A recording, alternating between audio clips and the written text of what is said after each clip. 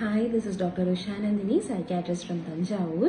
April 24th stoic philosophy நேத்திக்கு சொல்லலை. So அதனால இன்னைக்கு அதை பற்றி சொல்கிறோம்.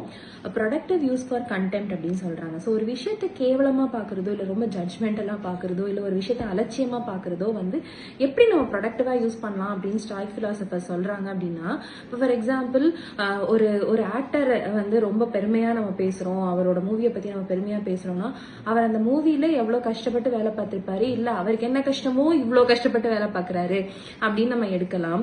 இல்லை நம்ம ஒரு ப்ரொமோஷனுக்காக வெயிட் பண்றோம்னா அந்த ப்ரொமோஷன் கிடைக்கிறதுனால நமக்கு ஆக்சுவலா பலன் இருக்கா அப்படின்னு யோசிச்சு பார்த்தோம் அப்படின்னா அதுல நமக்கு செகண்ட் கெஸிங்ஸ் நிறைய இருக்கும். அதே மாதிரி ரொம்ப சக்சஸ்ஃபுல்லா இருக்கிற ஆட்களை பத்தி யோசிச்சு பார்த்தா அவங்க வாழ்க்கையில என்னென்ன கஷ்டத்தை அனுபவிக்கிறாங்களோ அப்படின்னு யோசிக்கலாம். அதே மாதிரி ஒரு நமக்கு பணம் நிறைய வேணும் அப்படின்னு யோசிக்கிறோம். பணம் யார் யாரு கை மாறியெல்லாம் வருதோ அது எந்த அளவுக்கு சுத்தமாவோ அசுத்தமாவோ இருக்கோ அப்படின்னு நம்ம யோசிக்கிறோம். ஸோ இதெல்லாம் ஒரு என்ன சொல்றது, ஒரு ஜட்ஜ்மெண்டலா இருக்கிற மாதிரி தோணும். பட் இப்படி நம்ம யோசிக்கிறதுனால ஆக்சுவலா நம்ம நம்மளோட மனசுக்கு நமக்கு தெரியாம ஒரு சில பயசஸ் நடக்கிறத நம்மளால தடுக்க முடியும், எல்லாத்தையும் ஒரு கிளியர் மைண்டோட பார்க்க முடியும் அப்படின்னு ஸ்டாய்க் பிலாசபர் சொல்லாங்க. இதை பத்தி யோசிச்சு பாருங்க. தேங்க்யூ.